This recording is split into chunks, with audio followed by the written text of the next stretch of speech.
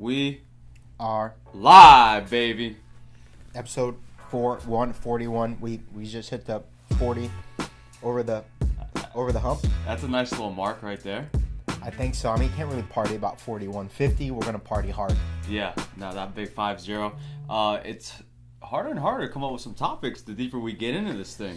It is, and that's why I think what we talked about is bringing more guests on who can just really open up the conversations for us. But yeah, bro, we're just throwing out what we know on the day-to-day, week-to-week, and we get ideas for our podcast according to what's going on. And nothing is more relevant today than what's going on for us here in about half an hour.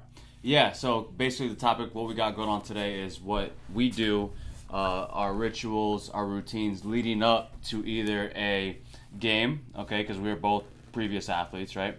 Or more modern, what's going on now is, competition, right? What we're doing today is we're having a informal, somewhat formal powerlifting competition.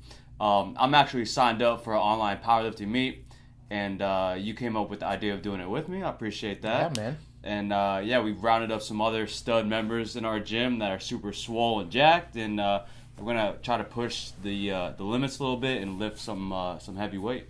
Yeah. So when we get into that conversation, which is like, all right, like we're competitive by nature, so now we start thinking about, all right, it's game day, it's competition day, and leading up to that, what we have been thinking about or what we have thought about in the past to make our competitions, our events, that much more successful for us. Yeah, it's preparation at the end of the day, and I kind of got it broken down into two segments. One is mental preparation, and then the other one is physical preparation, because like I said, at the end of the day, we're athletes, we're putting ourselves physically out there and to compete to the best of our capabilities.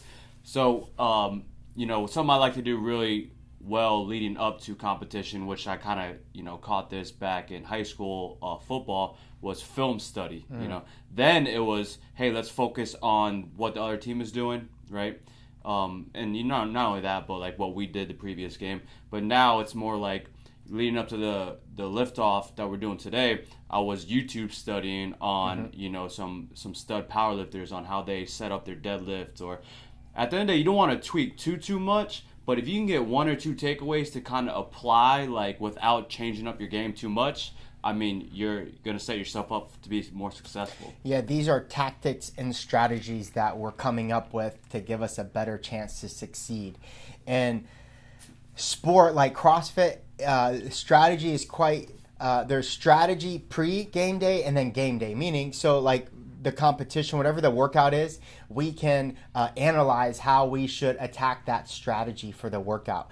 But there's also game day strategy, which is, you see this a lot in the CrossFit games. Heat 1 comes up, Heat 2 comes up, and they're doing stuff that you didn't think about doing. They're holding the sled differently or the sandbag. They're breaking up differently than you thought about. So by the time you go and attack that strategy, you adjust the strategy accordingly. So those types of strategies really just give the athlete a better chance to succeed than they would have if they just went in there and not thinking about it. I always say that you can tell a beginner athlete from a non-beginner athlete in CrossFit by the one who comes up with strategy. If you ask somebody, hey, what's your strategy here, and they don't have one, you know that they really haven't really developed yet as an advanced CrossFit athlete, because everybody, even up to Rich Froning, was some of the game day strategists. That's what he did so well. Yeah, you're kind of going through what could possibly go down inside your head, and then sometimes it pays to go second, right? Let someone go first.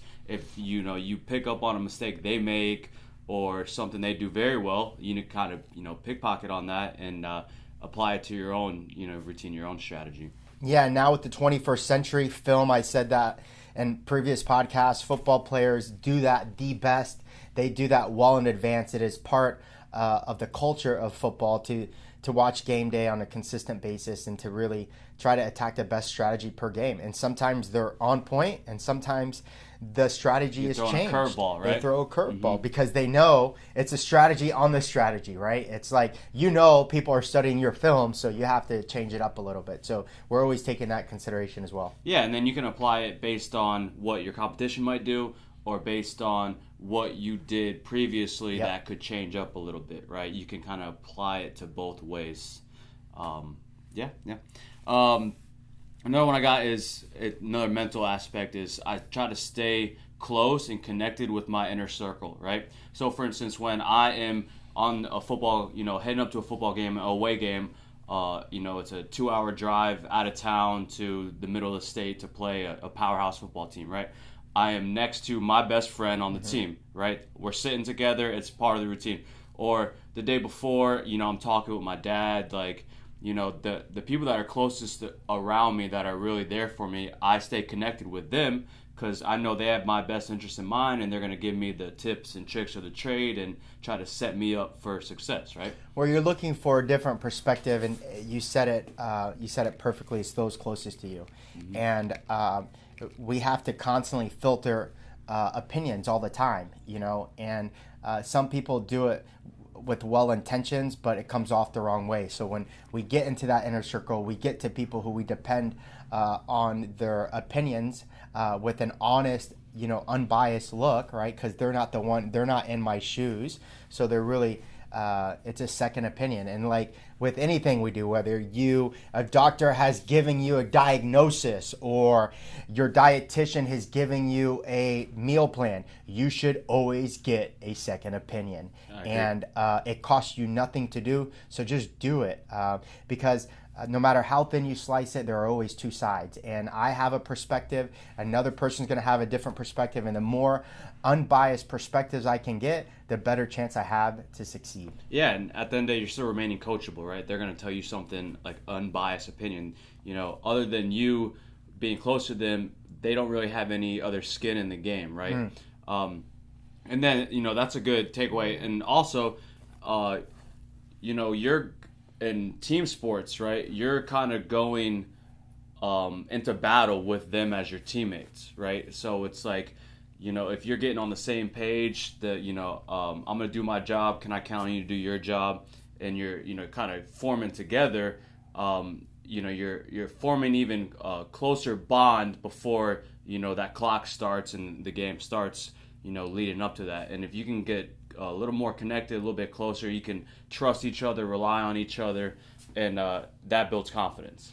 Yeah, and then the relationship it builds post. Hey, this is what we did. We're going to stick together regardless of what happens here. You guys go through war/competition together, and you come out as the victor on the other side. That victor or not, right? Win or lose, we said, there is always an opportunity to learn. And that's what you guys are able, that's what growth, that's how I built my friendships, were through that whole process from start to finish. Yeah, you're going in battle together, and then afterwards, you catch up with it, and, just an example, like, I remember, game day running out into the bright lights, like, in an away game where we're getting, like, booed because, like, we're undefeated, they're undefeated, like, it's a rivalry game in a football town, and, like, me and my buddy are the last ones to come out of the tunnel, and like we're running out to booze, and like wow. It's just like, let's go. Yeah, this is it, baby. This is that moment. This is it. This is that moment, right? This is like you and I, camaraderie, go to war. Like so, but I mean, you see it on my face. It's just like, recollecting that. It's just it's the real deal. Going to battle with someone that's got your back on competition day, right? Yeah, regardless, that's important. One of the ones that sticks out to me is that when I'm in competition, I'm trying to maintain a level of routine that I have in preparation, right? And that's like, I'm not going to change up the food that I eat. I'm not going to change up my warm-up.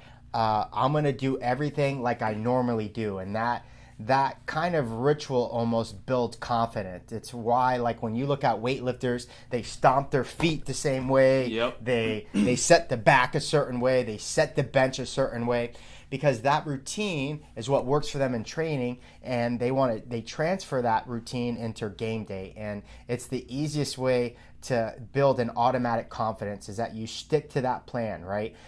The one time I never stuck to my plan was the moment I threw everything up. I did a CrossFit competition. I had make breakfast on my own, but this day I decided to eat the hotel breakfast. I went and did the competition. Immediately after the competition, threw up everywhere. And I knew that I shouldn't have done it, but I fought for the convenience. And convenience shouldn't be a priority sometimes. You got to do what you know what works, regardless of whether it's convenient or not. Yeah, a great reference to that is I think Kobe Bryant was talking about shooting free throws inside an empty gym comparison to the game on the line, shooting a free throw to win the game with, the Lakers arena just, filled with people. Like, he doesn't distinguish the two, right? He literally approaches the free throw line like he's in practice in an empty gym. As if it was. As if it was. And that's what really the highest elite athletes do under pressure, right? They literally take it back to their training, their practice. Like, I've made thousands of free throws, right? How is this one any different? And that psychological aspect of them kind of dialing it back into that point in time previously, like, that's how you deliver under pressure, right? That's how you establish that confidence, like you just said. Well, and the routine basically acknowledges that you are only in control of what you can control. And that's what developing a game day routine is so important about. It's like, I can't control the circumstances. The competition starts later than I want to. They're using a bar I don't train with. You can name, I don't like the judges here in this competition. Those are things that are outside of your control. But the routine, how you prepare, what you do in that moment is completely under your control. And it's absolutely the only thing you should be thinking about. Yeah, and if you think about that, it's to get you that level of calmness, right? You're not anxious, you're not worked up about outside shit that you can't control. You're focused on what you can, and at the end of the day, like I said, that builds the confidence. Yeah, in Stoicism, we call that equanimity. It's the calmness of the mind. It's the regardless of what others are interpreting as good as bad, does not affect you. You do it because it's what you do. Yeah, don't let the external factors affect you internally. Yeah, preach it. Yeah, so I think this is a perfect time to segue. So those are more like mindset, mental aspects of it. Yep. We can kind of branch into what we do physically, and then, so the first one I got is rest, right? If you're, say you got a game Friday, you're not killing the weights or killing practice, beating each other up Thursday, right? You got to, take a couple days off, step back, kind of gather yourself, let these little kinks heal up or whatnot, so when it's time to go to compete, your body's feeling good, right? You don't ever want to step onto a field feeling beat up, unless you absolutely have to. But if you got the opportunity to sit back and relax and kind of gather yourself in order to be full strength, then you got to do it. Yeah, the fancy term here in personal training is tapering, and looking at the perfect amount of work to rest ratio pre-competition. And on paper we can make it look perfect, but everyone responds differently. Some like to stay moving constantly through the entire preparation of competition. Some need 2 or 3 days off. What I'm careful of is making sure that the athlete is self-aware of what works best for them. And that's really important, because if there's a coach who's giving a cookie cutter program, I'm really cautious about how or what they know about how each individual responds uniquely to their own organism, themselves as an organism. And I need a lot of rest. I recognize that I do more with less. And where other people who need more, they need to stay moving, right? And so we just need to acknowledge that every person responds differently. And then off season is the best time to experiment with stuff like that, what works right? For you, yeah. Right? Because it goes back to the routine. Don't mess with that. Hey, this competition, I'm going to take 3 days off, right? Like, don't do that. Like, create many competitions that have the least amount of risk against them, right? So you can know that these 2 important events, right? Like, they're talking now about the CrossFit Open now eliminating regionals. There's a higher risk, right, to messing up and not doing things the way it's supposed to be done, because you only get 1, maybe 2 chances at this. And that's you got to be self-aware, man, if you really want to compete at the highest level. Yeah, basically, you kind of can set up these mini walkthroughs, so to speak. I like that, which is kind of giving you that feel of competition, but like you said, the risk is somewhat minimized, right? You're not. So today we're finding 1 rep max on bench, squat, and deadlift. Now, we didn't work up to a 1 rep max yesterday, right? So you're trying to find something that can kind of get you that feel, but it's not, you're going to avoid all setbacks, right? Right, yeah. Going into that work rest is when we talk about trying to feel ripe before competition is going to be recovery methods and modalities. Mm-hmm. And we're big believers in chiropractic care, massage therapy, ROMWOD, yoga, and what I want people to understand is to really analyze their work to recovery rest ratios. Meaning, if I'm training 4 days a week, I'm training an hour and a half a day, that's 6 hours of 4 hours a week, 3, 6, 7.5 hours of training. How much recovery are you putting in? 5 minutes of stretching post-workout? Cut it. The ratio is not there. And so people need to do more. They need to get to hour massage. Okay, now I got 7.5 hours to 1 hour massage. Mm-hmm. Okay, it's good. It's good. I think getting close to 1 to 2 to 1 to 1 ratio of work to recovery modalities is where you're really going to feel ripe, where you're going to feel ready, prime, mental and physical. But until people start accounting for their recovery methods and how much they're putting in against their training, they're always going to be let down by their bodies. Yeah, there's always going to be something going on. Basically, you got to do the non-sexy stuff, right? We talk about it all the time. It's not as fun. It's not as sexy to self-massage or foam roll or stretch. How mine kind of transitions the closer to competition is when I'm in the off season or I'm just training, I do a lot of the self-treatment, right? But the closer I get to competition, that's when I'll hire out a professional service just to, not so I don't have to think about it. Just let them do their thing. I'll tell them what's going on. Hey, I feel a little funky here. Can you, shake me out? And, I'm more lenient and flexible to spend a little bit more money because the levels of importance is a little bit greater, right? So this week leading up to today, I got a massage and I went to see the chiropractor, right? Those are professional services that I'm more willing to pay for because the level of importance on today, I want to give today everything I got. Yeah, I would define those as passive or active approaches. Passive meaning no one else is working on you but you. You're doing it. To me, that's a passive approach, and it's good for somebody who's very committed to the process. But sometimes, like you said, you need an active approach. You need somebody else doing that same work for you. And you're going to have to pay more for that. And you need to recognize that if someone else is going to do the work for you that you can do on your own, then you're going to have to pay more. I mean, shoot, there's like a stretching franchise now. You show up and for an hour they stretch you. You don't want to stretch yourself?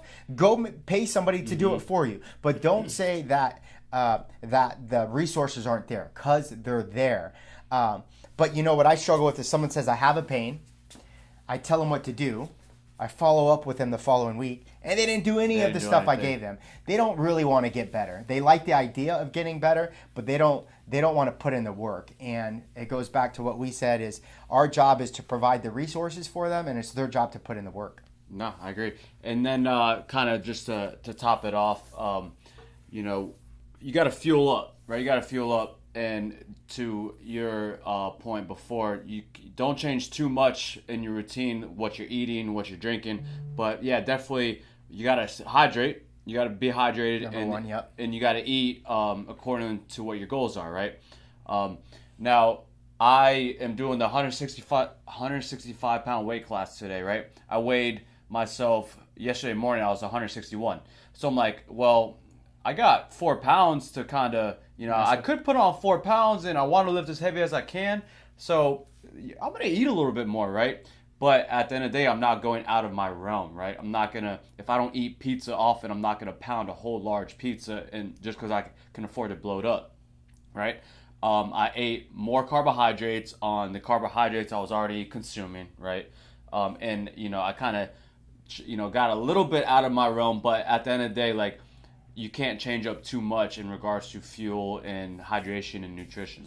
Yeah, and when we talked about sticking to the plan, I think during season or competition, don't change much up at all. But off season, you got to experiment, because if there is an opportunity out there for me to improve on my game day performance, then I want to experiment that with the least amount of risk. How do I do that? Do it during off season. I do it in mini competitions. I do it before a big workout that I'm going to have at open gym today, right? So it's like that's when you got to know when you can do that, because we're not saying don't ever experiment. You got to. You got to, but know when and when not to do that stuff. And the last thing you want to do in the middle of competition is feel like you're going to shit yourself. Like you have to stick to the game plan, because then you'll always regret knowing that you should have stuck to the game plan, but you fell for some tactic because somebody said, listen, if you do this, take this pre-workout, I'm telling you, you're going to have a better workout, and you don't. Yeah, you don't. At the end of the day, you don't want to finish your competition like, what if? What if I did what I was used to and then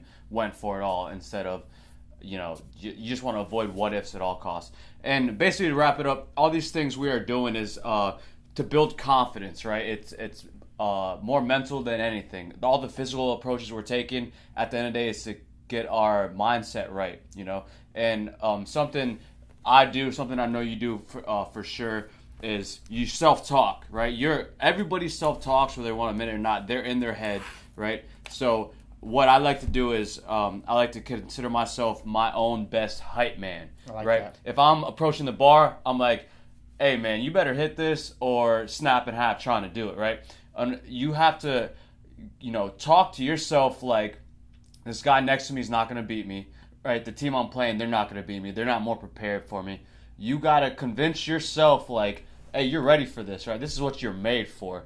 And instead of, on the other hand, saying, oh, man, I could have prepared a little bit better, or, oh, man, he's, freaking strong. Like, hell no. You got to remove any doubt, and you got to just convince yourself like you're ready, and you got to thrive off that opportunity. Yeah, team sports, it's so easy to do that because you got someone in your face all the time. But when we're doing something like this where you're by yourself, wrestling was the same way, is like you have to find that internal voice to be able to constantly keep communicating with yourself when you self-doubt creeps in, or you look at the competition and he looks more jacked than you, and you have to overcome that because you don't know how he's going to wrestle. And a lot of the times the guys that were the biggest didn't always correlate to being the best wrestler. And so when I could take that out of my mind and talk about what I could control and all the visualizing the things I could do, it gave me more confidence when I shook hands and was able to wrestle and really find out for myself whether this guy what he looked like. Yeah, no, I love it. At the end of the day, obviously, if you've been tuning in for a long time, Mario and I are big competitors, and we always suggest for you to kind of get out there and to do something in regards to maybe it's somewhat of a competition, right? You'll come out the other side a lot more stronger. Growth will be there. You might surprise yourself, and I really think the benefits will be there. 100%. Now you ready to get whooped? I don't know about all that, but we're going to see. Let's get it, baby. Thanks for listening, guys. We'll see you next week. Catch you next time.